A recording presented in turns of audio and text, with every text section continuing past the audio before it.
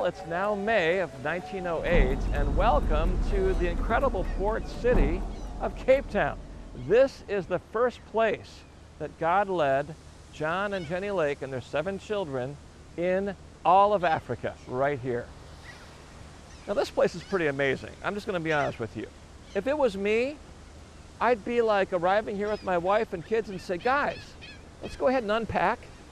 This has got to be the place where God has called us. I mean, just look at this place. Surely they have need of the Savior here. Let's just go ahead and find a place to relax, settle in, and I'll start preaching the gospel, guys. Let's go for it. Well, that would be me, but that was not John G. Lake. In fact, as we know from the story, he was led by a word of knowledge in a vision here to Africa before he even left for Africa. And in fact, it was not Cape Town. It was Johannesburg. Now, as we'll discover more throughout our story, Johannesburg was a gold mining town in the middle of nowhere, not like beautiful Cape Town. And yet, the Spirit of the Lord has called John G. Lake, his wife Jenny, and their 7 children to Johannesburg and that area first. Well, hey, let's transition from here to what happens next. As they leave Cape Town, they board the train heading for Johannesburg. Again, not having any clear indication yet from the Lord as to where they're even going to stay as a family. And what happens next is a word of knowledge that will truly inspire you that God is the God of the breadcrumb trails. God is the God of a revelatory lifestyle.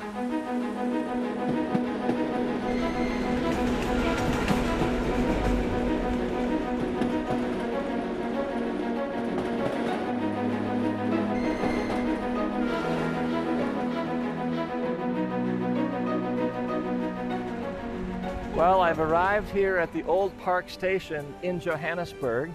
This was the actual site where the railway station existed. Now, it doesn't look like much today, but this is the actual original building, and we have special permission to film in here. And let me show you a photo of what it looked like back then.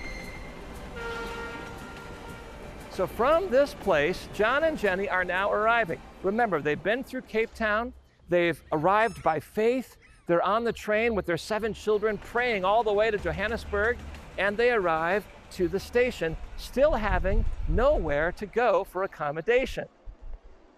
Suddenly, as Lake approaches the platform, there's a woman awaiting him. Just a few feet from where I'm standing, she walks up to Mr. Lake and says, "Are you the man with the 7 children?" He replies, "As a matter of fact, I am." So here's the story. She tells him, "Last night in prayer, as I was seeking the Lord, suddenly I got this word from him that today, arriving on the ship from Cape Town and taking the train to this station will be an American evangelist with a party of 9 in his family, he and his wife and 7 children. And to them and to whomever is with them, I am to donate a property for them to live in as long as they need it." Her name was Mrs. C.L. Goodenough. And what an incredible story. If you think about this story, the night previously, Lake is on the boat with Jenny. They're in prayer, in faith. Lord, where do we go when we arrive in South Africa? They know they're supposed to go to Johannesburg. At the same moment, this woman gets a word of knowledge. Now, talk about a revelatory lifestyle. She's walking in it. She gets a word of knowledge, very specific. Look for the American missionary with 9 people in his family, he, his wife, and their 7 children, and meet them at this station at that time.